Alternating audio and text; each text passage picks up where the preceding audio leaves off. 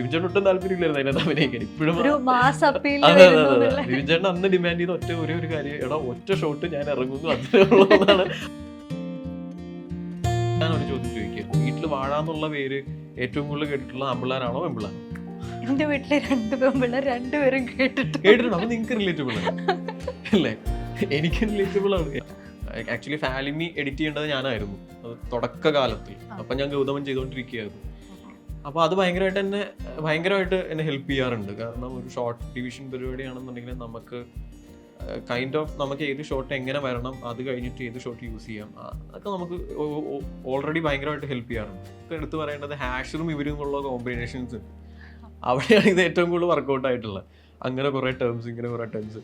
അപ്പൊ ഇത് പിന്നീട് ആൾക്കാർ കേൾക്കുമ്പോൾ ചിരിക്കാൻ പറ്റുന്ന കുറെ കാര്യങ്ങൾ ഇവരെത്തിക്കും അതിനകത്ത്. ശരിക്കും പറഞ്ഞാൽ സിനിമ റീച്ച് ആവുന്ന ആ പാട്ട് കൊണ്ടാണ്. ഞാൻ സത്യമായിട്ട് പറയേണ്ട കാര്യമാണ്. അതിന്റെ എല്ലാ ക്രെഡിറ്റ്സും പോകേണ്ടത് അങ്കിത് മേനൻ, അങ്കിതനും വിനായക് ബ്രോയിനും, വിനായക് ശശികുമാർ, പിന്നെ അത് പാടിയ സിദ് ശ്രീറാം, എല്ലാവർക്കും കൂടെയാണ്. ആ ഒരു പാട്ട് എടുത്ത് മാറ്റി കഴിഞ്ഞാൽ എനിക്ക് രണ്ടാമത് ഇപ്പോഴും എൻ്റെ കോളർ ട്യൂണായിട്ട് കിടക്കുന്ന അതിനകത്തെ സെക്കൻഡ് സോങ്, അതിനകത്തൊരു രാമേശ്വരം പോകുന്ന ഒരു തീരാക്കഥ എന്ന് പറയുന്ന സോങ് എൻ്റെ പേഴ്സണൽ ഫേവറേറ്റ് ഇപ്പോഴും അതാണ്. കാരണം ആ സോങ് ഒരു ദിവസം അങ്കിതേട്ടൻ വിളിച്ചിട്ട് എൻ്റെ അടുത്ത് ആ സോങ് കമ്പോസ് ചെയ്തിട്ടുണ്ടെന്ന് പറഞ്ഞ് വിളിച്ചിട്ട് സ്റ്റുഡിയോയിൽ, പുള്ളിയുടെ ഫ്ലാറ്റിൽ തന്നെയാണ്, ഞാൻ ഫ്ലാറ്റിൽ ചെന്നിരുന്ന് അത് കേട്ട് കഴിഞ്ഞപ്പം ഐ വാസ് ക്രൈ.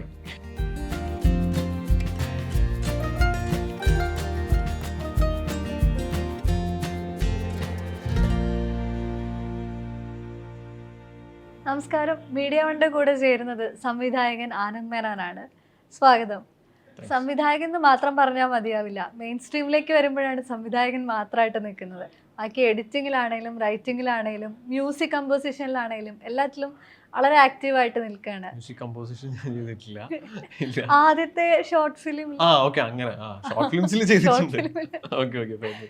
ഈ ഒരുപാട് കാലത്തെ പ്രയത്നം കൊണ്ട് സിനിമയിലേക്ക് വന്ന ഒരാളാണ് ആനന്ദ്. ഇപ്പം സ്കൂൾ കാലഘട്ടത്തിൽ മുതൽ ഷോർട്ട് ഫിലിമുകൾ ചെയ്യുന്നു, പരീക്ഷണങ്ങൾ ഇങ്ങനെ ചെയ്തുകൊണ്ടേയിരിക്കുന്നു. ഈ പറഞ്ഞ പോലെ പല റോളുകളിൽ പരീക്ഷിച്ച് നോക്കുന്നു. ഈ കാലഘട്ടത്തിലൊക്കെ എടുത്ത ഒരു എഫേർട്ടാണ് ഇപ്പോൾ വന്നു നിൽക്കുന്നത് എന്ന് തോന്നിയിട്ടുണ്ടോ? ഡെഫിനറ്റ്ലി അതെ. കാരണം ഷോർട്ട് ഫിലിംസിൻ്റെ ആ കാലം മുതലേ നമ്മൾ സിനിമ ആഗ്രഹിച്ച് വന്നതാണ്. ഷോർട്ട് ഫിലിം ചെയ്യുമ്പോഴായാലും നമുക്ക് നല്ലൊരു സിനിമ ചെയ്യണം എന്നുള്ളതാണ്. ഷോർട്ട് ഫിലിംസ് ചെയ്യുന്ന സമയത്തായാലും നമ്മൾ തൃപ്തി വരാതെയാണ് ഒരു ഷോർട്ട് ഫിലിമിലൊന്നും നിൽക്കാതെ 8 ഷോർട്ട് ഫിലിം വരെ നമ്മൾ പോയത്. അത് കഴിഞ്ഞപ്പോഴാണ് നമുക്ക് പിന്നെ സിനിമയിലേക്കുള്ള കുറച്ച് കണക്ഷൻസ് നമുക്ക് ഓപ്പണായി വന്നത്. അതിൽ ഞാൻ പറയുകയാണെങ്കിൽ ലൈഫിൽ ആദ്യമായിട്ട് പരിചയപ്പെട്ട ഡയറക്ടർ എന്ന് പറയുകയാണെങ്കിൽ വിപിൻ ചേട്ടനായിട്ടായിരിക്കും. അത് ത്രൂ നിതീഷ് ചേട്ടനാണ്. അത് ഫാലിമിയുടെ ഡയറക്ടർ നിതീഷ് ചേട്ടൻ വഴിയാണ് ഞങ്ങൾ വിപിൻ ചേട്ടനിലേക്ക് കണക്ഷൻ ആവുന്നത്. അപ്പം നമ്മളിവിടെ കൊച്ചിയിലൊക്കെ ഒരുപാട് ഒരുമിച്ചുണ്ടായിരുന്നു. അതിനിടയ്ക്ക് ഞാൻ സിനിമ ചെയ്തു. വിപിൻ ചേട്ടൻ ആ സമയത്തും വാഴയുടെ പ്രോസസ്സുകൾ നടക്കുന്നുണ്ടായിരുന്നു. അപ്പം ഷോർട്ട് ഫിലിംസ് ആണ് ശരിക്കും പറഞ്ഞാൽ എന്നെ ഒരു ഫിലിം സർക്കിൾസിലേക്ക് എത്തിച്ചത്. ഷോർട്ട് ഫിലിംസ് തന്നെയാണ്. ഈ എപ്പോഴും ആളുകൾ പറയാറുണ്ട് ഷോർട്ട് ഫിലിം എന്ന് പറയുന്നത് സിനിമയിലേക്കുള്ളൊരു എൻട്രി ആണെന്ന് പറയാറുണ്ട്. പക്ഷേ ഷോർട്ട് ഫിലിം അതിന് വ്യത്യസ്തമായിട്ടുള്ളൊരു ട്രീറ്റ്മെൻറ്റും, കൊമേഴ്ഷ്യൽ സിനിമ അല്ലെങ്കിൽ മെയിൻ സ്ട്രീം സിനിമ വരുമ്പം ഫീച്ചർ സിനിമയിലേക്ക് വരുമ്പോൾ അത് ഏറെ വ്യത്യസ്തമായിട്ടുള്ള വേറൊരു പ്രോസസ്സുമായിട്ട് തോന്നിയിട്ടുണ്ടോ? തോന്നിയിട്ടുണ്ട്. കാരണം അത് മേക്കിങ്ങിൽ മാത്രമല്ല തോന്നിയിട്ടുള്ളത്. കാരണം ഇപ്പം പറയുകയാണെന്നുണ്ടെങ്കിൽ ഇപ്പം ഷോർട്ട് ഫിലിംസ് എടുത്തത് കൊണ്ട് സിനിമയിലേക്ക് വരുന്നതിനേക്കാളും ഒരുപാട് വാസ്റ്റ് ആയിട്ടുള്ള കുറേ വഴികളുണ്ട്. ഇപ്പം വേസ് ആർ ഓപ്പൺ. ഇപ്പോൾ ഏറ്റവും കൂടുതൽ ആൾക്കാർ സ്വയം റീൽസിലൂടെയും, ഇപ്പം നമ്മൾ തന്നെ നമ്മളുടെ നായകന്മാർ തന്നെ റീൽസിൽ കൂടെ വന്ന ആൾക്കാരാണ്. അതായത് അവർ തന്നെ സെൽഫായിട്ട് കോണ്ടന്റ്സ് ഉണ്ടാക്കി അങ്ങനെ വന്നിട്ടുള്ള ആൾക്കാരാണ്. ആ സമയത്ത് ഷോർട്ട് ഫിലിംസ് ആയിരുന്നു സിനിമയിലേക്കുള്ള ഏറ്റവും വലിയ ആൾക്കാർ. നമ്മളെല്ലാവരും നമുക്ക് എല്ലാവർക്കും ഉള്ളൊരു എൻട്രി അത് തന്നെയായിരുന്നു. ഇപ്പോൾ വിപിൻ ചേട്ടനായാലും ഷോർട്ട് ഫിലിം ചെയ്തിട്ടുണ്ട്, ഞാൻ ഷോർട്ട് ഫിലിം ചെയ്തിട്ടുണ്ട്, നിതീഷ് ചേട്ടൻ ഷോർട്ട് ഫിലിം ചെയ്തിട്ടുണ്ട്. നമ്മളുടെ ഈ ഗ്രൂപ്പിലുള്ള ഒട്ടുമിക്ക ആൾക്കാരും ഷോർട്ട് ഫിലിംസിൽ കൂടെ വന്ന ആൾക്കാരാണ്. അതിൻ്റെ വ്യത്യാസം എനിക്ക് കാര്യമായിട്ട് തോന്നിയിട്ടുള്ളത് എങ്ങനെയാണെന്ന് പറഞ്ഞാൽ, ഷോർട്ട് ഫിലിംസ് എന്ന് പറഞ്ഞാൽ നമ്മൾ ക്രിയേറ്റ് ചെയ്യുന്നു, നമ്മൾ അതിൻ്റെ പ്രോസസ്സുകളെല്ലാം നമ്മൾ ചെയ്യുന്നു, നമ്മളൊരു പ്ലാറ്റ്ഫോമിൽ അപ്ലോഡ് ചെയ്തിട്ട് കഴിഞ്ഞാൽ പിന്നെ അവിടെ ആർക്കും കാണാം. അതായത് ഇന്റർനെറ്റ് സൗകര്യം ആർക്കൊക്കെ ഉണ്ടോ അവർക്കൊക്കെ വന്ന് കാണാം, പോകാം. തിയേറ്ററിലേക്ക് എത്തുമ്പോൾ കുറച്ചുകൂടെ വാസ്റ്റാണ്. അത് അവിടെ വാസ്റ്റ് അല്ലാന്നല്ല, അവിടെ ഒരു ഇൻഡിവിജ്വൽ ഇരുന്ന് ഒറ്റയ്ക്ക് കണ്ടുകൊണ്ടിരിക്കുകയാണ്. അല്ലെങ്കിൽ ഒരു 4-5 പേര് ഒരുമിച്ചിരുന്ന് കാണുന്ന ഒരു ഇതിനകത്തേക്കാണ് പോകുന്നത്. തിയേറ്ററിൽ അങ്ങനെയല്ല, ഒരു മാസിന്റെ മുമ്പിലാണ് നമ്മൾ ഒരു സിനിമ അവതരിപ്പിക്കുന്നത്. അപ്പോൾ അതിൻ്റെ ഒരു വ്യത്യാസം എന്ന് പറഞ്ഞാൽ, ആ മാസിലിരിക്കുന്ന പലരും പല ക്യാരക്ടേഴ്സ് ഉള്ളവരായിരിക്കാം. ചിലർക്ക് പല ലൈഫ് സിറ്റുവേഷനിൽ കൂടെ പോയിക്കൊണ്ടിരിക്കുന്നവരായിരിക്കാം. അപ്പോൾ സിനിമയിലേക്ക് വരുമ്പോൾ സിനിമ എപ്പോഴും നമ്മൾ ഷൂട്ട് ചെയ്ത് കഴിഞ്ഞ് തിയേറ്ററിൽ എത്തി ഫസ്റ്റ് ഡേ നമുക്കത് എന്തായിരിക്കും എന്ന് പറയാൻ പറ്റുള്ളൂ. അതൊരു മാജിക് തന്നെയാണ്. അതാണ് എനിക്ക് ഫീൽ ചെയ്തിട്ടുള്ള ഏറ്റവും വലിയ വ്യത്യാസം അതാണ്. ഇപ്പൊ എത്രയോ ആളുകൾ ഷോർട്ട് ഫിലിംസ് ചെയ്തിട്ട് നമ്മൾ വരുമ്പോഴത്തേക്കും അത് സ്ക്രീനിലേക്ക് എത്തുമ്പോഴത്തേക്കും ആ ജഡ്ജ്മെന്റ് ആയിരിക്കില്ല. ഷോർട്ട് ഫിലിംസിലെ ആളുകൾ കണ്ട് നല്ലത് പറയുന്ന ജഡ്ജ്മെന്റ് ആയിരിക്കില്ല തിയേറ്റേഴ്സിലേക്ക് വരുമ്പോൾ. അത് ആക്ടിങ്ങിലായാലും ടെക്നിക്കലി ആയാലും ഡയറക്ഷനിലായാലും. അതാണ് എനിക്ക് മേജർ ഡിഫറൻസ് ആയിട്ട് തോന്നിയിട്ടുള്ളത്. ഇപ്പൊ നിങ്ങൾ ഒന്നിച്ച് ചെയ്തൊരു ഷോർട്ട് ഫിലിം മാഗ്നറ്റോ എന്ന് പറഞ്ഞിട്ടൊരു ഫാന്റസി യോണറിൽ ചെയ്ത് അതിൽ വിപിൻ ദാസ് അഭിനയിക്കുന്നുണ്ട്. അതിന്റെ ഡയറക്ടർ പിന്നീട് സംവിധായകനായി ഫാലിമിയിൽ വന്നു. ആ ചിത്രത്തില് ആനന്ദ് അഭിനയിച്ചു. ഒരു സർക്കിള് ക്രിയേറ്റ് ചെയ്യപ്പെടുന്നുണ്ടോ നിങ്ങളുടെ? ആക്ച്വലി ഒരു സർക്കിൾ ക്രിയേറ്റ് ചെയ്യപ്പെട്ടതാണോ എന്ന് വെച്ചാൽ എനിക്ക് അറിയില്ല. എന്റെ സിനിമയിലേക്കുള്ള ജേർണി വാസ് എ ഫ്ലോ. എനിക്ക് ഒരിക്കലും അറിയില്ലായിരുന്നു ഞാൻ ഇത്രാമത്തെ വയസ്സിൽ സിനിമ ചെയ്യുന്നുള്ളൂ, ഞാൻ നിതീഷേനെ പരിചയപ്പെടുന്നുള്ളൂ. ഞാനും സന്ദീപും ഫാലിമിയിൽ അഭിനയിച്ചിരിക്കുന്ന സന്ദീപും ഞങ്ങൾ ഒരുമിച്ച് സിനിമ സ്വപ്നം കണ്ട് യാത്ര ചെയ്ത് നടന്നവരാണ്. അപ്പം ഞങ്ങൾ ഒരിക്കലും വിചാരിച്ചിട്ടില്ല. ഞങ്ങൾ ശാന്തി മുഹൂർത്തം എന്ന് പറഞ്ഞ ഷോർട്ട് ഫിലിം ചെയ്ത് കഴിയുമ്പോഴാണ് നിതീഷേട്ടൻ ആയിട്ട് ഞങ്ങൾ പരിചയപ്പെടുന്നത്. ഞങ്ങൾ ബാംഗ്ലൂരിൽ ഇരിക്കുന്ന സമയത്ത് നിതീഷേട്ടൻ അവിടെ വരുന്നു, ഞങ്ങൾ സംസാരിക്കുന്നു. അന്ന് ഒരു പടത്തിന്റെ പ്രോസസ്സിലേക്ക് എന്നെയും സന്ദീപിന്റെയും അതിനകത്തേക്ക് കാസ്റ്റ് ചെയ്യപ്പെടുന്നു. അപ്പോൾ അത് ഏത് സിനിമയാണെന്ന് എനിക്കിപ്പോഴും അറിയില്ല. അതിന് ശേഷമാണ് ഞങ്ങൾ നാട്ടിലെത്തുന്നു. നിതീഷേട്ടൻ ഷോർട്ട് ഫിലിം ചെയ്യണം എന്നുള്ള ആഗ്രഹത്തിലേക്ക് വരുന്നു. അങ്ങനെ ഞങ്ങൾ മാഗ്നീറ്റോയിലേക്ക് എത്തുന്നു. മാഗ്നീറ്റോയുടെ എഡിറ്ററായിട്ടാണ് ഞാൻ ശരിക്കും ആദ്യം ഇന്നാവുന്നത്. അതിനുശേഷം അതിന് വേറൊരു അന്ന് സിനിമയിലേക്ക് എൻട്രി ആയ അത്യാവശ്യം ഇപ്പൊ പ്രോമിനന്റ് ആയിട്ട് നിൽക്കുന്ന ഒരു ആക്ടറിനെ വെച്ചിട്ടായിരുന്നു മാഗ്നീറ്റോ ചെയ്യാൻ ഉദ്ദേശിച്ചിരുന്നത്. പക്ഷെ ആ ആക്ടറിന് പിന്നീട് സമയമില്ലാതാവുകയും അങ്ങനെ ഒരു ദിവസം ഞാൻ വീട്ടിൽ അധികം ഇങ്ങനെ സ്പെൻഡ് ചെയ്തോണ്ടിരിക്കുമ്പോൾ ഞാൻ താടി ഒന്നും ഷേവ് ചെയ്യാതെ ഒരു ദിവസം നിതീഷേട്ടനെ കുറെ നാൾ കൂടി കണ്ടപ്പോഴാണ് നിതീഷേട്ടൻ ആ ക്യാരക്ടർ എൻ്റെ തലയിലേക്ക് വെച്ചിരുന്നത്. ഞാൻ അല്ലാതെ അതിനകത്ത് അഭിനയിക്കാനുള്ള ഒരു പ്ലാനും ഉണ്ടായിരുന്ന ആളല്ല. അങ്ങനെയാണ് മാഗ്നീറ്റോ സംഭവിക്കുന്നത്. വിപിൻ ചേട്ടൻ അതിനകത്തേക്ക് ഇന്നാവെന്ന് പറഞ്ഞാൽ അതിനകത്ത് സന്ദീപ് ചെയ്തിരിക്കുന്ന ക്യാരക്ടർ അത് ലാസ്റ്റിൽ വരണം. അപ്പൊ വിപിൻ ചേട്ടൻ അന്ന് ടാറ്റു അടിച്ചിട്ടുണ്ട്. ആ ടാറ്റു ആണ് സന്ദീപിന്റെ കയ്യിലേക്ക് വരുന്നത്. അങ്ങനെ വിപിൻ ചേട്ടനെ വിപിൻ ചേട്ടൻ ഒട്ടും താല്പര്യമില്ലായിരുന്നു അതിനകത്ത് അഭിനയിക്കാൻ. ഇപ്പോഴും വിപിൻ ചേട്ടൻ അന്ന് ഡിമാൻഡ് ചെയ്ത ഒരേ ഒരു കാര്യം, എടാ ഒറ്റ ഷോട്ട് ഞാൻ ഇറങ്ങുന്നു അത്രേ ഉള്ളതാണ്. അത് കഴിഞ്ഞ ദിവസം കൂടി ഞങ്ങൾ സംസാരിച്ചത്. നിതീഷന്റെ അടുത്ത് അത്രേ സംസാരിച്ചിട്ടുള്ളൂ. അത് സംസാരിച്ചിട്ട് ഒരു ഷോട്ടും കൂടെ കൂടുതൽ എടുത്തു. അത് മാത്രമേ വിപിൻ ചേട്ടൻ അതിനകത്ത് ചെയ്തിട്ടുള്ളൂ. പക്ഷെ ഇപ്പോഴും അത് ഒരുപാട് പേര്, ഇപ്പൊ ഞാൻ പുറത്തേക്ക് ഇറങ്ങുമ്പോഴായാലും എന്നെ ആൾക്കാർ ഐഡന്റിഫൈ ചെയ്യുന്നത് മാഗ്നീറ്റോ എന്ന് പറയുന്ന പേരിലാണ്. ഇപ്പം വാഴ ചെയ്തുകൊണ്ടിരിക്കുന്ന സമയത്തായാലും ഒരുപാട് പേര് വന്ന് അങ്ങനെ സംസാരിക്കും. ഒരുപാട് സന്തോഷമുണ്ടായി.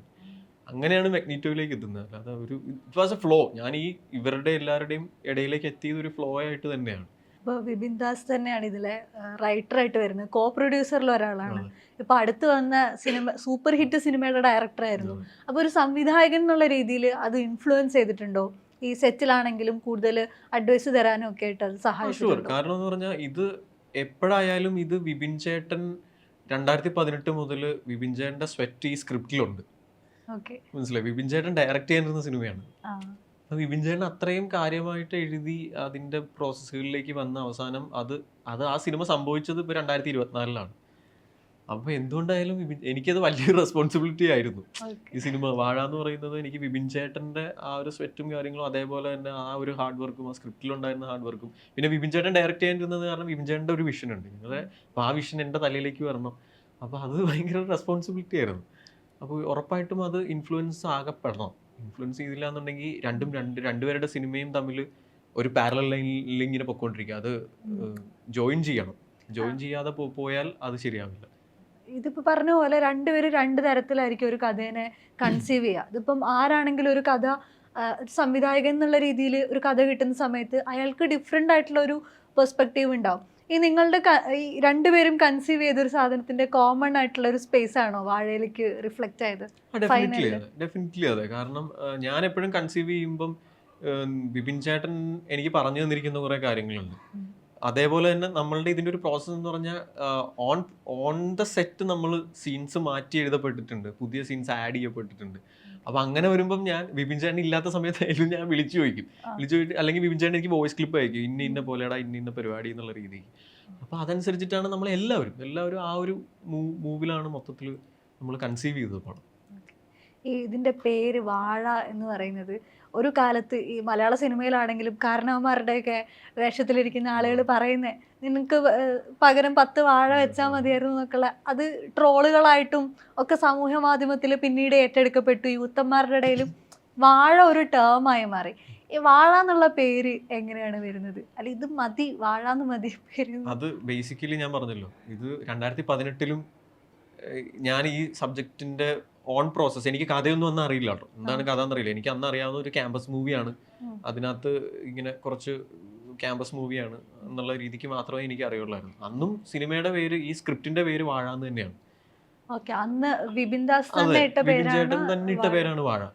അപ്പൊ അത് പറയുന്നത് എന്തുകൊണ്ടാന്ന് പറഞ്ഞാൽ ഈ പറഞ്ഞ കൺസെപ്റ്റ് തന്നെയാണ്, നിങ്ങൾ പറഞ്ഞ കൺസെപ്റ്റ് തന്നെയാണ് അതിന്റെ ഏറ്റവും ഇടാനുള്ള കാരണം. അങ്ങനെയുള്ള ഒരു കുറച്ചൊരു യങ് ആയിട്ടുള്ള കുറച്ച് പേരുടെ കഥയാണ്. അതിന്റെ കൂടെ വാലായിട്ട് story of biopic of billion boys, അതെന്താണ് ഇന്റന്റ് ചെയ്യുന്നത്? സ്വാഭാവികമായിട്ടും ഏതൊരു വീട്ടിലാണെന്നുണ്ടെങ്കിലും ഏറ്റവും കൂടുതൽ ചീത്ത കേൾക്കുന്നതും തോന്നിവാസം കാണിക്കുന്നതും എന്താണ് കുസൃതി, അല്ലെങ്കിൽ എന്താ പറയണ്ട, ഒരു ബോയ്സിന്റെ ഒരു ഏജ് മുതൽ ഒരു ഏജ് വരെ അവര് ഭയങ്കര ക്ലംസി ആയിരിക്കും. ക്ലംസി എന്ന് മാത്രമല്ല, അവര് ചെയ്യാത്ത പരിപാടികൾ, അവര് ട്രൈ ചെയ്ത് നോക്കാത്ത കുരുത്തക്കേടുകൾ ഉണ്ടാവില്ല. അപ്പോൾ അവരെ ആ ഒരു ഗ്രൂപ്പ് ഓഫ് യങ്സ്റ്റേഴ്സിനെ ആ ഒരു ടൈം ലിമിറ്റിൽ കാണുന്നത് ഒരു ഉപയോഗവും ഇല്ല, നാട്ടുകാർക്കും വീട്ടുകാർക്കും ബുദ്ധിമുട്ടായിട്ട് നടക്കുന്ന കുറേ പേരായിട്ടാണ്. അതുകൊണ്ടാണ് അത് ഏറ്റവും കൂടുതൽ biopic of A billion boys എന്ന് പറഞ്ഞിരുന്നത്. പക്ഷേ ഇപ്പം ഞാൻ പറയുകയാണെങ്കിൽ ടീസർ ഇറങ്ങിക്കഴിഞ്ഞപ്പോൾ ഒരുപാട് പെൺകുട്ടികളായാലും നമ്മളുടെ സർക്കിളിൽ നിൽക്കുന്ന നമ്മളുടെ കൂടെ പഠിച്ചവരായാലും വിളിച്ചിട്ട് പറഞ്ഞു നമുക്കും ഇതേപോലെ കുറേ റിലേറ്റ് ആയി എന്ന് പറഞ്ഞു. അപ്പോൾ ഇപ്പോൾ അത് എല്ലാവർക്കും റിലേറ്റബിൾ ആവുന്ന ഒരു പ്രോസസ്സിലേക്ക് എത്തിക്കഴിഞ്ഞു. മുന്നേ പെൺകുട്ടികളുടെ ആ ഒരു ഭാഗം നമ്മൾ കേൾക്കാറില്ല, പക്ഷെ ഇപ്പം മലയാള സിനിമയിലാണെങ്കിലും അത്ര എക്സ്പീരിയൻസ് ലൈക്ക് ജെൻഡർ ഇല്ലാതെ തന്നെ വന്നു തുടങ്ങുകയാണല്ലോ. അപ്പൊ ഈ ടേം ഒരു അതിന് നെഗറ്റീവായിട്ടുള്ള പ്രതികരണങ്ങളൊക്കെ കിട്ടിയിട്ടുണ്ടായിരുന്നു. ഒരിക്കലും അങ്ങനെ ഇതുവരെ കിട്ടിയിട്ടില്ല. കാരണം ഇതിന്റെ ക്രിയേറ്റർ, അല്ലെങ്കിൽ ഇത് ഈ ഒരു സ്ക്രിപ്റ്റ് ക്രിയേറ്റ് ചെയ്ത ആള് ജയ എന്ന് പറയുന്ന സിനിമ ക്രിയേറ്റ് ചെയ്ത ആളാണ്. അപ്പോൾ അദ്ദേഹത്തിന് എന്തുകൊണ്ടും അടുത്തതൊരു ബോയ്സിന്റെ ഒരു ബയോപിക് എന്നുള്ള രീതിക്ക് എഴുതുന്നതിൽ തെറ്റില്ലല്ലോ. പിന്നെ ഈ പറഞ്ഞ പോലെ ഇപ്പൊ ഞാൻ പറഞ്ഞതുപോലെ തന്നെ ഇത് കാണുമ്പോൾ ഈ 5 അല്ലെങ്കിൽ ഈ 6 പേരെ കുറിച്ചുള്ള കഥയാണെന്നുണ്ടെങ്കിലും അവരിൽ ഇൻഫ്ലുവൻസ് ചെയ്യുന്ന സ്ത്രീ കഥാപാത്രങ്ങളുണ്ട്, അവരിലൂടെ കടന്നുപോയി എൻഡ് ചെയ്യുന്ന സിനിമയും കൂടെയാണ്. ഒരിക്കലും ബേസിക്കലി ഇത് ഇത്രേ ഉള്ളൂ. നമ്മളുടെ വീട്ടിലെ നമ്മളെ ഏറ്റവും കൂടുതൽ ഞാൻ ഒരു ചോദ്യം ചോദിക്കുകയാണ്, വീട്ടിൽ വാഴ എന്നുള്ള പേര് ഏറ്റവും കൂടുതൽ കേട്ടിട്ടുള്ള ആമ്പിള്ളാരാണോ പെമ്പിള്ളാരാണോ? എന്റെ വീട്ടിലെ 2 പെമ്പിള്ളേർ രണ്ടുപേരും കേട്ടിട്ടുണ്ട്. അപ്പൊ നിങ്ങൾക്ക് റിലേറ്റബിൾ ആണ് അല്ലേ? എനിക്ക് റിലേറ്റബിൾ ആണ്. എന്നെ അങ്ങനെ പറഞ്ഞിട്ടുണ്ടെന്നല്ല, ഈ പറഞ്ഞ പോലെ നമ്മളുടെ കൊച്ചനും എല്ലാവരും ഇതേപോലെ ഈ ടേം യൂസ് ചെയ്തിട്ടുണ്ട്. എല്ലാവർക്കും റിലേറ്റബിൾ ആണ്. ആമ്പിള്ളാരുള്ള വീട്ടിലാണ് ഇത് ഏറ്റവും കൂടുതൽ യൂസ് ചെയ്യപ്പെടുന്നത് എന്നുള്ളതാണ് എനിക്ക് തോന്നുന്നത്. ഇപ്പം ഞാൻ പറയാം, ഇപ്പൊ ഇതിനകത്ത് ഒരു ആൺകുട്ടി ഒരു പെൺകുട്ടിയുള്ള ഒരു വീടാണെന്ന് വിചാരിക്കുക, ആരെയായിരിക്കും ഏറ്റവും കൂടുതൽ പറയുന്നത്? ബേസിക്കലി അത്രേ ഉള്ളൂ. അത് തന്നെയാണ് നമ്മൾ ഉദ്ദേശിച്ചത്. ഇപ്പോൾ ഒരു എഡിറ്റർ എന്നുള്ള രീതിയിൽ സംവിധായകൻ്റെ റോളിലേക്ക് ഷിഫ്റ്റ് ആവുന്ന സമയത്ത് ഇപ്പം മഹേഷ് നാരായണനൊക്കെ പറഞ്ഞു വിട്ടിട്ടുണ്ട്, അതൊരു പേഴ്സ്പെക്റ്റീവ് ക്രിയേറ്റ് ചെയ്യാൻ ഹെൽപ്പ് ചെയ്തിട്ടുണ്ട്. അത് നമ്മൾ ഷൂട്ട് ചെയ്യുന്ന സമയത്ത് ഇന്ന പെർട്ടിക്കുലർ ഭാഗങ്ങൾ എടുത്താൽ അത് എഡിറ്റിംഗ് ഡെസ്കിലേക്ക് വരുമ്പോൾ ഏറ്റവും എളുപ്പമാകും, അത്ര ഒരു വിഷൻ അവിടെ കിട്ടാറുണ്ട് എന്ന് പറഞ്ഞു കേട്ടിട്ടുണ്ട്. അത് യൂസ്ഫുൾ ആയിട്ട് തോന്നിയിട്ടുണ്ടോ? എന്നെ ഡയറക്ടർ ആക്കിയത് ശരിക്കും എഡിറ്റിംഗ് എന്ന് പറയുന്ന ഒരു പ്രോസസ്സ് തന്നെയാണ്. കാരണം ഞാൻ ഷോർട്ട് ഫിലിം ചെയ്യുന്ന സമയത്തായാലും ഞാൻ ഡയറക്റ്റ് ചെയ്യാൻ വേണ്ടി വന്ന ആളല്ല. എനിക്കൊരു ഷോർട്ട് ഫിലിം ചെയ്യണം എന്നുള്ള ആഗ്രഹം ഉണ്ടായിരുന്നുള്ളൂ. ഞാനത് എഴുതി ആദ്യം, അതിനുശേഷം ഡയറക്റ്റ് ചെയ്ത് കഴിഞ്ഞപ്പോൾ ഇത് എല്ലാം ക്ലിപ്സും കയ്യിലുണ്ട്. ഇത് എഡിറ്റ് ചെയ്യാൻ എനിക്കറിയില്ല, വേറെ ആരുടെ അടുത്ത് പോകണം. അങ്ങനെ എഡിറ്റ് ചെയ്ത് പഠിച്ച് എഡിറ്റിംഗ് എന്ന് പറയുന്ന പ്രോസസ്സിനോട് എനിക്ക് അപ്പം ഇഷ്ടം തോന്നി. പുറത്തുനിന്നുള്ള വർക്കുകൾ ഞാൻ ചെയ്തിരിക്കുന്നത് വളരെ ചുരുക്കമാണ്. ഞാൻ അങ്ങനെ അധികം ചെയ്തിട്ടില്ല. ആകെ കൂടി ചെയ്തത് മാഗ്നീറ്റോ ആണ് ചെയ്തിട്ടുള്ളത്. അങ്ങനെ ഷോർട്ട് ഫിലിംസ് എടുത്തു നോക്കി, സിനിമയൊന്നും ഞാൻ എഡിറ്റ് ചെയ്തിട്ടില്ല. ആക്ച്വലി ഫാലിമി എഡിറ്റ് ചെയ്യേണ്ടത് ഞാനായിരുന്നു അത് തുടക്കകാലത്തിൽ. അപ്പം ഞാൻ ഗൗതമൻ ചെയ്തുകൊണ്ടിരിക്കുകയായിരുന്നു. അപ്പോൾ അത് ഭയങ്കരമായിട്ട് എന്നെ ഹെൽപ്പ് ചെയ്യാറുണ്ട്. കാരണം ഒരു ഷോർട്ട് ഡിവിഷൻ പരിപാടിയാണെന്നുണ്ടെങ്കിൽ നമുക്ക് നമുക്ക് ഏത് ഷോട്ട് എങ്ങനെ വരണം, അത് കഴിഞ്ഞിട്ട് ഏത് ഷോട്ട് യൂസ് ചെയ്യാം, അതൊക്കെ നമുക്ക് ഓൾറെഡി ഭയങ്കരമായിട്ട് ഹെൽപ്പ് ചെയ്യാറുണ്ട്. ഗൗതമന്റെ രഥം എടുത്തു കഴിഞ്ഞാൽ അതിൽ കൊച്ചി ഒരുപാട് ഇൻഫ്ലുവൻസ് ചെയ്യുന്നുണ്ട്. അതേപോലെ പേഴ്സണൽ ഫാക്ടേഴ്സ് കുറെ ഇൻഫ്ലുവൻസ് ചെയ്യുന്നുണ്ട്. അപ്പൊ അച്ഛനൊരു നാനോ കാർ വാങ്ങിയതാണ് കഥയുടെ തുടക്കം എന്നൊക്കെ മുന്നേ പറഞ്ഞ് ഞാൻ കേട്ടിട്ടുണ്ട്. അത് വാഴയിലേക്ക് വരുമ്പോൾ ഈ 2 ഫാക്ടറും അവിടെ റിഫ്ലക്റ്റ് ആവുന്നുണ്ടോ? കൊച്ചിയും ഈ പേഴ്സണൽ ഫാക്ടേഴ്സ് ഞാൻ പറഞ്ഞല്ലോ ഒരുപാടുണ്ട്. അതിപ്പോൾ എനിക്ക് മാത്രമല്ല, ഇപ്പം എല്ലാവർക്കും റിലേറ്റബിൾ ആയിട്ടുള്ള പേഴ്സണൽ ഫാക്ടേഴ്സ് ഒരുപാടുണ്ട്. അപ്പം നമ്മൾ വീട്ടിൽ വെറുതെ ഇരുന്ന സമയങ്ങളുണ്ട്, നമുക്കൊന്നും ചെയ്യാൻ പറ്റാതിരുന്ന സമയങ്ങളുണ്ട്. അതേപോലെ നമ്മളെ വളർത്തിയെടുക്കുന്ന സാഹചര്യങ്ങളുണ്ട്, നമ്മളെ മോൾഡ് ചെയ്യുന്ന നമ്മുടെ ഫാമിലി ബാക്ക്ഗ്രൗണ്ട്സ് ഉണ്ട്. അതെല്ലാം നമുക്ക് റിലേറ്റബിൾ ആവും. അങ്ങനെയുള്ള ഫാക്ടേഴ്സ് ഇതിനകത്ത് വന്നിട്ടുണ്ട്. അത് ഞാനായിട്ട് വരുത്തിയതല്ല, അത് വിപിൻ ചേട്ടൻ എഴുതിയപ്പോൾ തന്നെ നമുക്ക് റിലേറ്റബിൾ ആയതാണ്. മനസ്സിലായി. ഞാൻ വിപിൻ ചേട്ടൻ്റെ അടുത്ത് ഇത് ആദ്യമായിട്ട് സ്ക്രിപ്റ്റ് വായിച്ചപ്പോഴും ഞാൻ പറഞ്ഞില്ല, എനിക്ക് റിലേറ്റബിൾ ആയിട്ടുള്ള ഒരുപാട് കാര്യങ്ങൾ ഇതിനകത്തുണ്ടെന്ന് പറഞ്ഞു. അത് തന്നെയാണ് കാണുന്ന, അല്ലെങ്കിൽ ഇത് അഭിനയിച്ചവരായാലും കണ്ടവരായാലും എല്ലാവരും പറഞ്ഞത് അതുണ്ട്. ഈ അഭിനയിച്ച ആളുകൾ ഭൂരിഭാഗവും പുതിയ ആളുകളാണ്, അല്ലെങ്കിൽ റീൽസിലൂടെ ഏറെ ശ്രദ്ധ നേടിയിട്ടുള്ള, എന്നാൽ ബിഗ് സ്ക്രീനിൽ അത്ര വന്നിട്ടില്ലാത്ത ആളുകളാണ് കേന്ദ്ര കഥാപാത്രങ്ങളായിട്ട് വരുന്നത്. പക്ഷെ ഇവർ അതേസമയം തമാശകളിലൂടെയാണ് ആളുകളിലേക്ക് എത്തിയിട്ടുള്ളത്. അപ്പം മുതിർന്ന തലമുറയിലുള്ള ആളുകളാണെങ്കിലും പുതിയ തലമുറയിലുള്ള ആളുകളാണെങ്കിലും ഇവരുടെ കൂടെയുള്ള ഒന്നിച്ചുള്ള ഒരു യാത്ര എങ്ങനെയാണ് അതിനെ ഫീൽ ചെയ്യുന്നത്? ഭയങ്കര ബ്യൂട്ടിഫുൾ ആണ്. കാരണം എന്ന് പറഞ്ഞാൽ ഫ്രഷ് ആയിരിക്കും എപ്പോഴും, എല്ലാ ദിവസവും നമുക്ക് ഫ്രഷ് ആയിരിക്കും. കാരണം എന്ന് പറഞ്ഞാൽ ഞാനിപ്പോൾ ഇതിനകത്ത് ഞാൻ അനുരാജിൻ്റെ കൂടെ, അമിതേട്ടൻ്റെ കൂടെ, ജോമോൻ്റെ കൂടെ, ഈ 3 പേരുടെ കൂടെയും ഞാൻ വർക്ക് ചെയ്തതാണ്. ഞങ്ങൾ ആ സമയം തൊട്ട് 2019, 2018 ഒക്കെ മുതലുള്ള ഞങ്ങളൊരു ഫ്രണ്ട് സർക്കിളിൽ തന്നെ പോയ ആൾക്കാരാണ്. അപ്പോൾ അവരുടെ കൂടെ അന്ന് തൊട്ടേ എൻ്റെ ആഗ്രഹമാണ് എനിക്ക് ഇവരെ വെച്ചൊക്കെ ചെയ്യണം എന്നുള്ളത്. അതിനൊരു നിമിത്തമായിട്ടാണ് വാഴ സംഭവിച്ചത്. അപ്പോൾ ഇവരുടെ ഇപ്പോൾ നസീറിക്ക ആയാലും നോബിച്ചേട്ടനായാലും അസീസിക്ക ആയാലും ആരൊക്കെ അഭിനയിച്ചിട്ടുണ്ടോ അവരുടെയൊക്കെ കൂടെ നമ്മൾ ഓരോ ദിവസം ചെല്ലുമ്പോൾ നമുക്ക് ഫ്രഷാണ്. അവരുടെ മുഖത്തുനിന്ന് വരുന്നതും അവർ തരുന്ന പെർഫോമൻസ് ആണെങ്കിലും നമുക്ക് ഫ്രഷാണ്. എനിക്ക് ആ ഫ്രഷ്നെസ് ആണ് എനിക്ക് ഏറ്റവും കൂടുതൽ ഇഷ്ടപ്പെട്ടിട്ടുള്ളത്. അതിലൊരു ഇംപ്രവൈസേഷൻ അവരുടെ ഭാഗത്ത് ഒരുപാടുണ്ട്. ഈ സിനിമ എന്ന് പറയുന്നത് സ്ക്രിപ്റ്റ് നമ്മൾ കൊടുക്കുന്നത് മാത്രമല്ല, ഇവരുടെ ഭാഗത്തു നിന്നുള്ള ഒരുപാട് അഭിനയപരമായിട്ടുള്ള ഒരുപാട് ഇംപ്രവൈസേഷൻസ് ഉണ്ടായിട്ടുണ്ട്. അത് ആക്ച്വലി വിപിൻ ചേട്ടന് തുടങ്ങുന്നതിന് മുമ്പേ പറഞ്ഞിട്ടുണ്ടായിരുന്നു, നമുക്കിത് ഇങ്ങനെ ഒരു സിറ്റുവേഷൻ അങ്ങ് കൊടുക്കാം, എന്നിട്ട് ബാക്കി അവർ തന്നെ ചെയ്യട്ടെ എന്നുള്ളത് പറഞ്ഞിട്ടുണ്ട്. അങ്ങനെ എത്രയോ സീനുകൾ, ഇതിനകത്തൊരു ഭൂരിഭാഗം സീനുകളും അങ്ങനെ നമ്മൾ പ്ലാൻ ചെയ്തിട്ടുണ്ടായിരുന്നു. പിന്നെ പെർട്ടിക്കുലർലി ചില സീനുകൾ നമുക്ക് ഇത് തന്നെ വേണം, ഇത് മാറ്റി പോരുത്, ആ ട്രാക്ക് വിട്ടു പോരുത് എന്നുള്ളത് നമ്മൾ അത് ഡിമാൻഡ് ചെയ്തിട്ടുണ്ട്. ഈ രോമാഞ്ചത്തിന്റെ സംവിധായകൻ ഇത് രോമാഞ്ചം ഉണ്ടാകുന്നതിൻ്റെ ഒരു പ്രോസസ്സ് പറയുന്നുണ്ട്. ഇവരെല്ലാവരെയും കൂടെ ഒരു വീടിനകത്തേക്ക് ഇട്ടിട്ട് അവിടെ സ്വാഭാവികമായിട്ട് ഉണ്ടാകുന്ന ഒരുപാട് കാര്യങ്ങളുണ്ട്, അതാണ് ഹെൽപ്പ് ചെയ്തതെന്ന്. ഇതേപോലെ ഇവരെ ഒന്നിച്ചിടുന്ന സമയത്ത് ഉണ്ടായിട്ടുള്ള ഇൻസിഡന്റ് എന്തെങ്കിലും ഇതിൽ ഹെൽപ്പ് ചെയ്തിട്ടുണ്ടോ? ഇതിനകത്ത് എല്ലാവരും ഇരിക്കുമ്പോൾ തന്നെ ആയാലും ഡയലോഗ്സ് പറയുന്നതായാലും ഇപ്പോൾ റിലേറ്റബിൾ ആയിട്ടുള്ള കുറേ കാര്യങ്ങൾ ഇവർ തന്നെ ഇടും. നമ്മൾ കേട്ടതായാലും കേൾക്കാത്തതായാലും അങ്ങനെയുള്ള കുറേ പരിപാടികൾ. എസ്പെഷ്യലി നമുക്ക് എടുത്തു പറയേണ്ടത് ഹാഷറും ഇവരും ഉള്ള കോമ്പിനേഷൻസ് ഉണ്ട്. അവിടെയാണ് ഇത് ഏറ്റവും കൂടുതൽ വർക്കൗട്ട് ആയിട്ടുള്ളത്. അങ്ങനെ കുറേ ടേംസ്, ഇങ്ങനെ കുറേ ടേംസ്. അപ്പം ഇത് പിന്നീട് ആൾക്കാർ കേൾക്കുമ്പോൾ ചിരിക്കാൻ പറ്റുന്ന കുറേ കാര്യങ്ങൾ ഇവരെത്തിക്കും അതിനകത്തേക്ക്. ഒരുപാട് അതൊക്കെയാണ് എനിക്ക് പറയാനുള്ളത്. അത് എസ്പെഷ്യലി അത് തന്നെയാണ്. ഇവരെ ഒരു സ്ഥലത്തേക്ക് ഇട്ട് കഴിഞ്ഞാൽ പിടിച്ചില്ലെങ്കിൽ ഇവരങ്ങ് പോവും, ഇവരങ്ങ് മൊത്തത്തിലങ്ങ് പോയി കളയും. പിന്നെ സീൻ എവിടെ കൊണ്ട് നിർത്തണമെന്ന് നമുക്കറിയില്ല. അത് കാരണം ആ സ്ക്രിപ്റ്റ് ഈ സീൻ എവിടെ തുടങ്ങുന്നു, ഇവിടെ എൻഡ് ചെയ്യുന്നു, ഇന്ന കാര്യങ്ങൾ മെയിൻ പോയിന്റ്സ് എന്ന് പറഞ്ഞിട്ട് ഇവരുടെ കയ്യിലേക്ക് കൊടുത്ത് അതിൽ പിടിച്ച് അങ്ങനെയാണ് നമ്മൾ പരിപാടി മൊത്തത്തിൽ പോയിട്ടുള്ളത്. ഈ വർഷം ഇറങ്ങിയിട്ട് വാണിജ്യപരമായിട്ട് ഏറ്റവും കൂടുതൽ വിജയങ്ങൾ ഉണ്ടായിട്ടുള്ള വർഷം കൂടിയാണ്. അത് തന്നെ കൂടുതലും വർക്കായിട്ടുള്ള ഒരു ഫാക്ടർ എന്ന് പറയുന്നത് ഫ്രണ്ട്ഷിപ്പാണ്.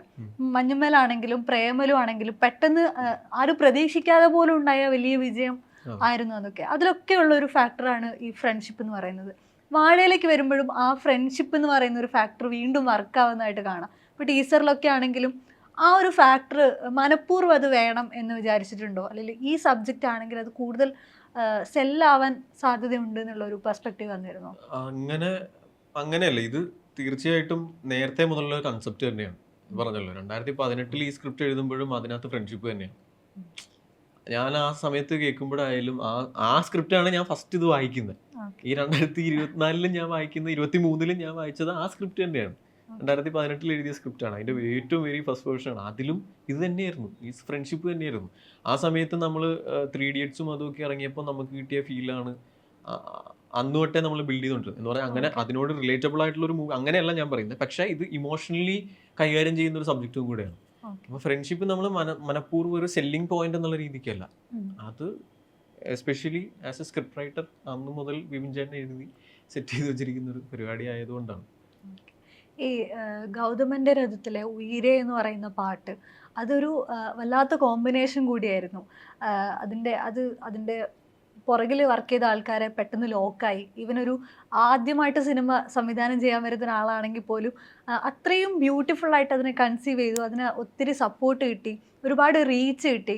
ആ ഒരു പാട്ട്, അതിലെ വരികൾ, അതിലെ ഈണം, ഇതൊക്കെ ആ സിനിമയെ എത്രത്തോളം സ്വാധീനിച്ചിട്ടുണ്ട്? ശരിക്കും പറഞ്ഞാൽ സിനിമ റീച്ച് ആവുന്ന ആ പാട്ട് കൊണ്ടാണ്. ഞാൻ സത്യമായിട്ട് പറയേണ്ട കാര്യമാണ്. അതിൻ്റെ എല്ലാ ക്രെഡിറ്റ്സും പോകേണ്ടത് അങ്കിത്തേട്ടനും വിനായക് ബ്രോയിനും, വിനായക് ശശികുമാർ, പിന്നെ അത് പാടിയ സിദ് ശ്രീറാം, എല്ലാവർക്കും കൂടെയാണ്. കാരണം ഞാൻ ഏറ്റവും കൂടുതൽ സിനിമയുടെ ഏറ്റവും കൂടുതൽ പ്രോസസ്സിൽ എനിക്ക് ഏറ്റവും കൂടുതൽ ഇഷ്ടമുള്ളൊരു സെഗ്മെൻറ്റ് മ്യൂസിക്കാണ്. ഞാൻ ബാക്ക്ഗ്രൗണ്ട് സ്കോറിലായാലും ഏറ്റവും കൂടുതൽ കോൺസെൻട്രേറ്റ് ചെയ്യുന്നതും സോങ്ങിലും ബാക്ക്ഗ്രൗണ്ട് സ്കോറിലും ആയിരിക്കും. അപ്പോൾ ആ സിനിമയുടെ ഒരു പ്രോസസ്സിൽ ഏറ്റവും കൂടുതൽ ഞാൻ എക്സൈറ്റഡ് ആയിട്ടിരുന്നത് സോങ്സിലാണ്. ഇപ്പോൾ ഉയിരെ ഇറങ്ങിയപ്പം ഉയിരെ എന്നെ ഹുക്ക് ചെയ്തു. ഇപ്പോഴും അത് ആൾക്കാർ നോക്കുമ്പം എൻ്റെ ഒരുപാട് തെലുങ്കിലായാലും തമിഴിലായാലും കന്നഡയിലായാലും ഇത് നമ്മൾ ട്രാവൽ ചെയ്യുമ്പോഴായാലും ഈ പാട്ട് മുഖാന്തരം ഈ സിനിമ അറിഞ്ഞ ഒരുപാട്, ഈ സിനിമ കണ്ടവർ ഒരുപാട് പേരുണ്ട്. നമുക്ക് പേഴ്സണൽ എക്സ്പീരിയൻസ് അങ്ങനെ ഉണ്ടായിട്ടുണ്ട്. അത് അല്ലാതെ നോക്കുകയാണെന്നുണ്ടെങ്കിൽ ആ ഒരു പാട്ട് എടുത്ത് മാറ്റിക്കഴിഞ്ഞാൽ എനിക്ക് രണ്ടാമത് ഇപ്പോഴും എൻ്റെ കോളർ ട്യൂണായിട്ട് കിടക്കുന്ന അതിനകത്തെ സെക്കൻഡ് സോങ് ആണ്. അതിനകത്തൊരു രാമേശ്വരം പോകുന്ന ഒരു തീരാക്കഥ എന്ന് പറയുന്ന സോങ് ആണ് എൻ്റെ പേഴ്സണൽ ഫേവറേറ്റ് ഇപ്പോഴും അതാണ്. എനിക്ക് കാരണം ആ സോങ് ഒരു ദിവസം അങ്കിതേട്ടൻ വിളിച്ചിട്ട് എൻ്റെ അടുത്ത് ആ സോങ് കമ്പോസ് ചെയ്തിട്ടുണ്ടെന്ന് പറഞ്ഞ് വിളിച്ചിട്ട് സ്റ്റുഡിയോയിൽ, പുള്ളിയുടെ ഫ്ലാറ്റിൽ തന്നെയാണ്, ഞാൻ ഫ്ലാറ്റിൽ ചെന്നിരുന്ന് അത് കേട്ട് കഴിഞ്ഞപ്പം ഐ വാസ് ക്രൈ. കാരണം എന്ന് പറഞ്ഞാൽ അത്രയും ഇമോഷണലി ബ്ലെൻഡ് ആയിട്ടുള്ള ഒരു സോങ് ആയിരുന്നു. അതേപോലെ ഒരുപാട് സാധ്യതകൾ ഈ വാഴയിലും ഉണ്ട്. അങ്കിത് മേനന്റെ ഭാഗത്തു നിന്ന് അതേപോലെ ഒരു സോങ് ഇതിനകത്തുണ്ട്. അതില് നീരജ് മാധവന്റെ ഈ പറഞ്ഞ പാട്ടിൽ തന്നെ നീരജ് മാധവന്റെ പെർഫോമൻസ് അതിനെ കൂടുതൽ ഇന്റൻസിഫൈ ചെയ്യുന്നുണ്ട്. ആളുടെ മുഖത്ത് വരുന്ന വിഷാദവും എല്ലാം നമുക്ക് ഭയങ്കരമായിട്ട് ഫീൽ ചെയ്യും. നീരജിന്റെ അടുത്ത് പെട്ടെന്ന്, അതും നീരജ് എനിക്ക് തോന്നുന്നു ഹിന്ദിയിൽ പോലും തിളങ്ങി നിൽക്കുന്ന സമയത്താണ് ഗൗതമന്റെ രഥം വരുന്നത്. എങ്ങനെയാണ് അത് പിച്ച് ചെയ്തിട്ട് അത് സിനിമയായിട്ട് മാറുന്ന ഒരു പ്രോസസ്സ് എങ്ങനെയായിരുന്നു? അന്ന് നമുക്ക് അധികം ചിന്തയൊന്നുമില്ല. എന്നെ സംബന്ധിച്ചിടത്തോളം എനിക്ക് ഒന്നിലും ഒരു ചിന്തയില്ല. അതെന്റെ നെഗറ്റീവുമാണ് പോസിറ്റീവാണ്. ഇപ്പോൾ ഞാൻ അധികം ഒന്നിലും ചിന്തിക്കാറില്ല. എനിക്കിപ്പോൾ തോന്നുകയാണ് ഓക്കെ, എനിക്ക് ഇങ്ങനെ ഒരു കഥ കിട്ടി, ഈ കഥ ഞാൻ ശരിയാക്കി, എനിക്ക് അതിനുള്ള ബാക്ക് സപ്പോർട്ടും ഈ കഥ നമുക്ക് സിനിമയാക്കാം എന്നുള്ള തോട്ട് പ്രോസസ്സിലേക്ക് എത്തിച്ചത് നിതീഷേട്ടനും സന്ദീപും ഒക്കെ കൂടെയാണ്. അപ്പോൾ അതൊക്കെ കഴിഞ്ഞിട്ട് ഞാനത് എന്നാൽ പിന്നെ പിച്ച് ചെയ്തേക്കാം, എന്നാൽ നീരജേട്ടനെ വിളിക്കാം എന്നുള്ള രീതിക്ക് അങ്ങനെ കോൺടാക്ട് ഒപ്പിക്കുന്നു, പോയി പറയുന്നു, ആദ്യത്തെ ദിവസം തന്നെ നമുക്ക് ചെയ്യാമെന്നുള്ള കൈ തരുന്നു. അങ്ങനെ എല്ലാം വളരെ ഫാസ്റ്റ് പ്രോസസ്സായിരുന്നു. ഇത് ഓണായി എന്ന് അറിഞ്ഞപ്പോ ഒരു നംനെസ് ആയിരുന്നു എന്ന് പറഞ്ഞിട്ടുണ്ട്, വിശ്വസിക്കാൻ പറ്റാത്ത ഒരു രീതിയിൽ. ഇപ്പം വാഴയിലേക്ക് 2018 സംഭവിക്കുന്നതെങ്കിൽ പോലും അത് വരുന്നു, അത് ഓണാവുന്നു, അതിലേക്ക് ഒരുപാട് ക്യാരക്ടേഴ്സ് വരുന്നു, അതിന് ടീസർ ഇപ്പൊ റിലീസാവുന്നു, അത് ആളുകൾ റിസീവ് ചെയ്യുന്നു, പാട്ട് വരുന്നു, പാട്ടിന് ആളുകൾ നല്ല പ്രതികരണം തരുന്നു. ഇപ്പോഴും അത് വിശ്വസിക്കാൻ ആ നേരത്തെ പറഞ്ഞ നംനെസ് ആണോ അത് വിശ്വസിക്കുന്നുണ്ടോ? ഇപ്പോൾ കൂടെ പുറത്ത് വെച്ചിട്ട് നമ്മളുടെ ഇപ്പം എല്ലാവരും ചോദിച്ചാണ് നിനക്ക് ടെൻഷനുണ്ട്. എനിക്ക് ടെൻഷൻ ഉണ്ട്. ടെൻഷൻ എന്ന് പറയാനായിട്ട് എനിക്കിപ്പോൾ ഈ സെൻസറിന് കയറുന്ന ആ ഒരു ടെൻഷനും കാര്യങ്ങളും ഒക്കെ ഉണ്ടാവുമല്ലോ. അത് ഓരോ ഫയൽസ് അവിടെ എത്തണം, അത് അവിടെ എത്തണം, ഇത് അവിടെ എത്തണം. എനിക്ക് എന്താണെന്നറിയില്ല, എനിക്ക് നംനെസ് തന്നെയാണ്. കാരണം അതെൻ്റെ ഒരു സ്ഥായി ആയിട്ടുള്ള ഇതായിട്ടാണ് എനിക്ക് തോന്നിയിട്ടുള്ളത്. ആൾക്കാർ വിചാരിക്കും എനിക്കൊരു സന്തോഷമില്ല, എനിക്ക് ഒരു വികാരമില്ല എന്ന് ചോദിച്ചു. പക്ഷെ എന്തോ എനിക്ക് അങ്ങനെയാണ്. എനിക്ക് ടെൻഷൻ അടിച്ചാൽ ഞാൻ അതിനെ പേടിക്കാൻ തുടങ്ങും, ഭയക്കാൻ തുടങ്ങും. അപ്പോൾ എനിക്ക് അതെന്നെ ബാധിക്കും. അപ്പോൾ എനിക്ക് ടെൻഷൻ മാക്സിമം ഞാൻ ഒഴിവാക്കാറാണ് ശ്രമിക്കാറ്. ഈ സൗഹൃദങ്ങൾ ഒരുപാട് വാല്യൂ ചെയ്യുന്ന ആളാണ്. അപ്പം ഇൻസ്റ്റഗ്രാമിൽ ഞാൻ അനശ്വരയുടെ വിജയത്തിൻ്റെ സമയത്ത് ഇട്ടൊരു കുറിപ്പ് ഞാൻ ഓർക്കുന്നുണ്ട്. അപ്പം അത്രയും നല്ലൊരു സപ്പോർട്ടിങ് സിസ്റ്റം ആണെന്ന് തോന്നുന്നു നിങ്ങളെല്ലാവരും പരസ്പരം. അവരാണെങ്കിലും പെട്ടെന്ന് വളർന്നു വന്നു, സ്വന്തമായിട്ടൊരു സ്ഥാനം ഉണ്ടാക്കുകയാണ്. ഇന്ന് അവർക്ക് വളരെ വ്യത്യസ്തമായിട്ടുള്ള ഒരു ഐഡൻറ്റിറ്റി കൂടെ ഉണ്ട്. അതിനെങ്ങനെയാണ് കാണുന്നത്? വളരെ ബ്യൂട്ടിഫുൾ ആയിട്ടുള്ളൊരു ട്രാവലാണ് ഓൾറെഡി അനു ചെയ്തുകൊണ്ടിരുന്നിരുന്നത്. അനുവായിട്ട് ഞാൻ പരിചയപ്പെടുമ്പോഴായ പോലും ഞാനും കൂടെ സംസാരിച്ചുകൊണ്ടിരുന്നത് നമ്മൾ സിനിമയുടെ കാര്യങ്ങൾ സംസാരിക്കുമായിരുന്നു, നമ്മൾ അല്ലാതെ ഫ്രണ്ട്ഷിപ്പിൻ്റെ കാര്യങ്ങൾ സംസാരിക്കുമായിരുന്നു. അപ്പോൾ അനു എന്നെ ഇൻഫ്ലുവൻസ് ചെയ്തിരിക്കുന്നത് വളരെ വളരെ പറഞ്ഞറിയിക്കാവുന്നതിലും അപ്പുറത്താണ്. അപ്പം നമ്മൾ സ്ട്രഗിൾ ചെയ്തുകൊണ്ടിരിക്കുന്ന സമയമുണ്ട്. സിനിമ പറഞ്ഞാൽ ചെയ്താലും അടുത്ത സിനിമയിലേക്ക് പോകുന്നതിൻ്റെ ഇടയിലും നമ്മൾ സ്ട്രഗിൾ ചെയ്ത് ഒരുപാട് മൊമെൻറ്റ്സ് ഉണ്ട്. നമ്മൾ ഫാമിലി പരമായി സ്ട്രഗിൾ ചെയ്തിരുന്ന സമയങ്ങളുണ്ട്. ആ സമയത്തൊക്കെ നമ്മളുടെ കൂടെ നിന്ന് നമ്മളെ മൊത്തം പോസിറ്റീവാക്കി മാറ്റിയൊരു വ്യക്തിയാണ് അനു. അപ്പോൾ I M so happy about Har. ഒരു സിനിമ കഴിഞ്ഞു, ആദ്യത്തെ സിനിമ ആളുകൾ സ്വീകരിച്ചു, അതിനുശേഷം ഇത്രയും വർഷത്തെ ഒരു ഗ്യാപ്പ് വരികയാണ്. അതൊരു സംവിധായകനെ സംബന്ധിച്ചിടത്തോളം ഏറെ ബുദ്ധിമുട്ടുണ്ടാക്കും മാനസികപരമായിട്ടൊക്കെ. ഇതെന്തുകൊണ്ട് വർക്കാവുന്നില്ല, എങ്ങനെ അതാവണം? ഇപ്പോൾ 2018 മുതൽ ഉള്ളൊരു ട്രാവൽ ഉണ്ട്, അതിനെ എങ്ങനെയാണ് നേരിട്ടത്? എൻ്റെ ഭാഗത്തുള്ള കുറച്ച് പ്രശ്നങ്ങൾ ഉണ്ടായിരുന്നു എന്നാണ് എനിക്ക് തോന്നിയിട്ടുള്ളത്. കാരണം എനിക്ക് എല്ലാ സബ്ജക്റ്റുകളും ചെയ്യാനായിട്ടുള്ള താല്പര്യങ്ങൾ വരില്ലായിരുന്നു. ഇപ്പം ഞാൻ തന്നെ ഒരുപാട് തിങ്ക് ചെയ്ത് ഞാൻ തന്നെ ചവിറ്റുകൊട്ടയിൽ എറിഞ്ഞ ഒരുപാട് സ്ക്രിപ്റ്റുകളുണ്ട്, സബ്ജക്റ്റുകളുണ്ട്. ഞാൻ ഇരുന്ന് പ്ലാൻ ചെയ്തിട്ട് ചെയ്യണ്ടെന്ന് പ്രൊഡ്യൂസർ വരെ എത്തിയിട്ട് അതിപ്പോൾ ചെയ്താൽ ശരിയാവില്ല എന്ന് പറഞ്ഞ് മാറ്റി വെച്ച സബ്ജക്റ്റ് വരെ ഉണ്ട്. അതിനുശേഷം പ്രൊഡ്യൂസർ വിളിച്ചിട്ട് ഇല്ല അതിപ്പോൾ ചെയ്താൽ ശരിയാവില്ല, അതിപ്പോഴത്തെ ഒരു സിസ്റ്റത്തിന് അത് വർക്കല്ല എന്ന് പറഞ്ഞ് മാറ്റി വെച്ച സബ്ജക്റ്റുകളുണ്ട്. അപ്പോൾ വാഴയുടെ പ്രോസസ്സിലേക്ക് എത്തുമ്പോഴായാലും ഞാൻ വേറൊരു സബ്ജക്റ്റിൻ്റെ പുറകെ അത് നടത്തിക്കൊണ്ടിരിക്കുകയായിരുന്നു. അപ്പം അങ്ങനെയാണ്. അപ്പം അതൊരു സ്ട്രഗ്ലിങ് ഫേസ് ആണ്. സ്ട്രഗ്ലിങ് നമ്മളോട് തന്നെയാണ് നമ്മൾ സ്ട്രഗിൾ ചെയ്യുന്നത്, നമ്മുടെ തോട്ട് പ്രോസസ്സിനോടാണ് നമ്മൾ സ്ട്രഗിൾ ചെയ്യുന്നത്. അതായത് നമ്മൾ ഇപ്പം എന്താ പറയുക, നേരത്തെ എങ്ങനെയാന്ന് പറഞ്ഞാൽ ഓക്കെ, ഗൗതമൻ്റെ ഏറ്റവും വലിയ പോസിറ്റീവ് എന്താണെന്ന് പറഞ്ഞാൽ ദാറ്റ് വാസ് ആ സബ്ജക്റ്റ് എന്ന് പറഞ്ഞാൽ ഏറ്റവും കൂടുതൽ നമുക്ക് എനിക്ക് എൻ്റെ നിന്ന് തന്നെ കിട്ടിയതുമാണ്. അതേപോലെ അതിനകത്തൊരു വെറൈറ്റി എനിക്ക് ഫീൽ ചെയ്തതുകൊണ്ടാണ്. അങ്ങനെ എനിക്ക് തോന്നുന്ന സബ്ജക്റ്റുകളിലേക്ക് ഞാൻ എത്തിപ്പെടാനായിട്ടുള്ള ബുദ്ധിമുട്ട് അല്ലെങ്കിൽ ആ ഒരു താമസമാണ് എന്നെ ഇത്രയും വൈകിച്ചത്. അതാണ് ബേസിക്കായി ഞാൻ എൻ്റെ തോട്ട് പ്രോസസ്സിനോട് തന്നെ ഞാൻ ഇങ്ങനെ സ്ട്രഗിൾ ചെയ്തുകൊണ്ടിരിക്കുകയാണ്. അതുണ്ടാക്കിയിട്ടുള്ള ഒരു മാനസിക ബുദ്ധിമുട്ടും കൂടെ ഉണ്ടാവില്ലേ? മാനസിക ബുദ്ധിമുട്ടെന്ന് പറയാനായിട്ട് ഞാനത് എൻ്റെ മാത്രം പ്രശ്നമല്ല, അത് ബേസിക്കലി എൻ്റെ മാത്രം പ്രശ്നമായിട്ട് എനിക്ക് തോന്നിയിട്ടില്ല. എൻ്റെ അടുത്ത് നിതീഷേട്ടൻ വിളിച്ച് പറഞ്ഞിട്ടുണ്ട്, എടാ ഇത് നമ്മൾ ആലോചിക്കണതിലൊന്നും ഒരു കാര്യമില്ല എന്ന് പറയും. അത് ഞങ്ങൾ രണ്ടുപേരും ഒന്ന് സംസാരിക്കുമ്പോഴായാലും ഞാനൊരു സബ്ജക്റ്റ് പറയുമ്പോഴായാലും എനിക്ക് ആ സമയത്ത് ഭയങ്കര എക്സൈറ്റ്മെന്റ് ആയിട്ട് തോന്നിയിട്ട് ഞങ്ങളൊരു സർക്കിളിൽ ഇരിക്കുമ്പോൾ അത് ശരിയാവില്ല എന്ന് പറഞ്ഞിട്ട് നമ്മളത് മാറ്റും. അപ്പോൾ അത് എന്തോ നല്ല സിനിമകൾ ചെയ്യാനുള്ള ആഗ്രഹങ്ങൾ കൊണ്ടാണ്. പിന്നെ എനിക്ക് എൻ്റെ ജോണേഴ്സ് ഉണ്ട്. എനിക്ക് ഏറ്റവും കൂടുതൽ ചെയ്യാൻ ഇഷ്ടമുള്ള റോംകോമാണ്. റോംകോം സബ്ജക്റ്റാണ്. ഞാൻ ഇതുവരെ അത് ചെയ്തിട്ടില്ല. ഫീൽ ഗുഡ് ഞാൻ ആദ്യം ചെയ്ത പടം ഫീൽ ഗുഡാണ്. എനിക്ക് റോംകോമാണ് എൻ്റെ തട്ടകം എന്ന് പറയാൻ ഞാൻ മനസ്സിലാക്കിയതും എന്നെ അറിയാവുന്നവർ മനസ്സിലാക്കിയതും റോംകോമാണ് എൻ്റെ സ്റ്റേജ് എന്ന് പറയുന്നത്. അതിനകത്തേക്ക് ഞാൻ എത്തുകയാണ് ഇനി അടുത്തത്. അപ്പോൾ ഇത് അതിൻ്റെ ബേസാണ്. ഇത് റോംകോം ആണോ എന്ന് ചോദിച്ചാൽ അങ്ങനെയല്ല, പക്ഷേ ഹ്യൂമറാണ്, ഇമോഷണലാണ് പരിപാടി, വാഴ. പിന്നെ ഞാൻ ഏറ്റവും കൂടുതൽ ഈ ഫീൽ ഗുഡ് സിനിമകൾ ചെയ്യുമ്പോഴായാലും റോംകോം സിനിമകൾ ചെയ്യാൻ ആഗ്രഹിക്കുമ്പോഴായാലും ഞാൻ കാണുന്ന സിനിമ ഏറ്റവും കൂടുതൽ വയലൻസും ആക്ഷനും ഉള്ളത്. അപ്പം എനിക്ക് അതേപോലുള്ള സിനിമകൾ ചെയ്യാൻ ഇഷ്ടമാണ്. അപ്പം ഇതിനകത്തേക്കൊക്കെയാണ് എൻ്റെ ആഗ്രഹം ഇനി ചെയ്യാനായിട്ട്. ഈ ഒരുപാട് നേരത്തെ പറഞ്ഞ പോലെ പ്രോസസ്സിലൂടെ കടന്നുപോയി പരുവപ്പെട്ട് വന്നിട്ടുള്ള ഒരാളാണ്. ഇപ്പം നമ്മൾ കൊച്ചിയിൽ എടുത്തു നോക്കിക്കഴിഞ്ഞാൽ ആളുകൾ പറയും ഒരു കല്ലെടുത്ത് മുകളിലിട്ട താഴെ വീഴുന്ന ഒരു സിനിമ ആഗ്രഹിച്ച് നടക്കുന്ന ഒരാളുടെ തലയിലാണെന്ന് പറയും. അങ്ങനെയുള്ള ആളുകളോട് ഇപ്പം എന്താണ് പറയാനുള്ളത്? ആഗ്രഹിക്കുക, അത് തന്നെയാണ് ഞാൻ പറയുന്നത്. ആഗ്രഹിക്കുന്നത് മാത്രമല്ല, അതിനകത്തേക്കുള്ള സ്റ്റെപ്പിംഗ് സ്റ്റോൺസ് എന്നുള്ള രീതിയിൽ അടുത്തയിലേക്ക് പോവുക. നമ്മൾ എന്താന്ന് പറഞ്ഞാൽ ഇപ്പം എന്നെ സംബന്ധിച്ചിടത്തോളം എനിക്ക് എത്ര ചെയ്താലും തൃപ്തി വരാത്തൊരാളാണ്. ഇപ്പോൾ ഷോർട്ട് ഫിലിം ചെയ്ത സമയത്തായാലും ഇതിൻ്റെ അപ്പുറത്തേക്ക് ഇനി ഒരു ഷോർട്ട് ഫിലിം ചെയ്യണമെന്നുണ്ടെങ്കിൽ ഇതിലും നല്ല ക്വാളിറ്റിയിൽ ചെയ്യണം എന്ന് വിചാരിച്ചത് കൊണ്ട് മാത്രമാണ് ഞാൻ ഷോർട്ട് ഫിലിം ചെയ്യുന്നത്. ആ സമയത്ത് ഞാൻ സ്റ്റോപ്പ് ചെയ്തു. എന്നിട്ടൊരു 2 കൊല്ലം ഞാൻ എൻ്റെ എഡിറ്റിങ്ങും കാര്യങ്ങളും ഒക്കെ ആയിട്ട് മൂവ് ചെയ്തു. സിനിമയിലേക്കുള്ളൊരു സ്ക്രിപ്റ്റിലേക്ക് ഞാൻ വർക്ക് ചെയ്തു. അതാണ് അവിടെ സംഭവിച്ചത്. അപ്പം അതല്ലാതെ നമ്മൾ ഇതിനകത്ത് തന്നെ സ്റ്റക്കായിട്ട് നിൽക്കാതെ അടുത്ത് ബെറ്റർ ആക്കുക എന്നുള്ളതാണ്. നമ്മളോട് തന്നെ കോമ്പീറ്റ് ചെയ്യുക എന്നുള്ളതാണ് എൻ്റെ അടുത്ത് ഞാൻ ചെയ്തിരിക്കുന്ന ഏറ്റവും വലിയ നീതി എന്ന് പറയുന്നത്. ഇനി എന്തൊക്കെയാണ് പ്രോജക്റ്റുകൾ വരാനുണ്ടോ? പ്രോജക്റ്റുകൾ വരാനുള്ളതെന്ന് പറയാനായിട്ട് ഇപ്പോൾ ഓൺ പ്രോസസ് റൈറ്റിംഗ് നടക്കുന്നുണ്ട്. എൻ്റെ ഫ്രണ്ട് തന്നെയാണ് അത് എഴുതുന്നത്. പിന്നെ സന്ദീപും ഞാനുമായിട്ട് ഒരെണ്ണം പ്ലാനിങ് ഉണ്ട്. പിന്നെ മഞ്ജു വാര്യറിൻ്റെ ഒരു പ്രോജക്റ്റ് ഇങ്ങനെ പ്ലാനിങ് ഉണ്ട്. അതാണ് എൻ്റെ ഫ്രണ്ട് എഴുതുന്നത്. ഇത് രണ്ടുമാണ് ഇപ്പോൾ ഓൺ ഗോയിങ് ആയിട്ട് പ്ലാൻ ആയിട്ടുള്ളത്. പിന്നെ ഒരെണ്ണം ഇങ്ങനെ മനസ്സിലുണ്ട്, ഞാൻ പറയാം. ഇതൊന്ന് കഴിഞ്ഞോട്ടെ. അപ്പോൾ ഇനി ഒരുപാട് സിനിമകൾ ഉണ്ടാവട്ടെ, നല്ല നല്ല സിനിമകൾ മലയാളികൾക്ക് കാണാൻ സാധിക്കട്ടെ. Thank you so much. Thank you.